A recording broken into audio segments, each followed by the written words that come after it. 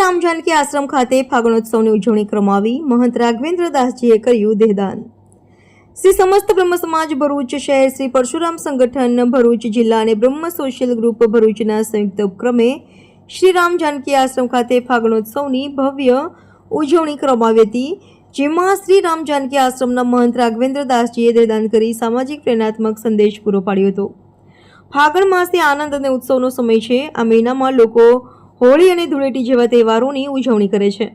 હોળી એ રંગોનો તહેવાર છે અને આ દિવસે લોકો એકબીજાને રંગો લગાવીને આનંદ માણે છે.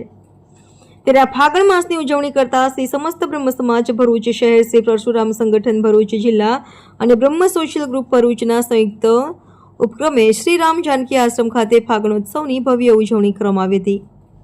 ફાગણોત્સવ કાર્યક્રમનો ગૌપૂજન કરી પ્રારંભ કરવામાં આવ્યો હતો. કાર્યક્રમમાં ઉપસ્થિત સંકલ્પ ફાઉન્ડેશનના સંજય તલાટીએ દેહદાન ચક્ષુદાન અંગે સામાજિક સંદેશ સૌને આપ્યો હતો, જેનાથી પ્રભાવિત થતા શ્રી રામ જાનકી આશ્રમના મહંત શ્રી રાઘવેન્દ્ર દાસજીને દેહદાનનો સંકલ્પ કરતા સમાજને પ્રેરણાત્મક સંદેશ આપ્યો હતો. ત્યારબાદ સંગીતના તાલે ગુલાબના ફૂલોની છોલો ઉડાડી તિલક હોળી રમવામાં આવી, તેમજ ઉપસ્થિત બ્રહ્મગાયકોએ હોળી ગીતની રમઝટ બોલાવી સૌને ડોલાવ્યા હતા.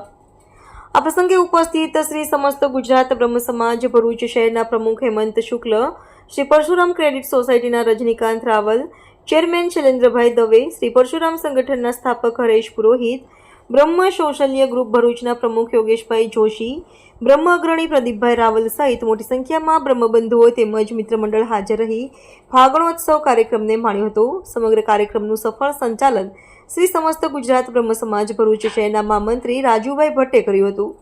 રિપોર્ટર રવિ સૈયદ, તહેલકા ન્યૂઝ ભરૂચ.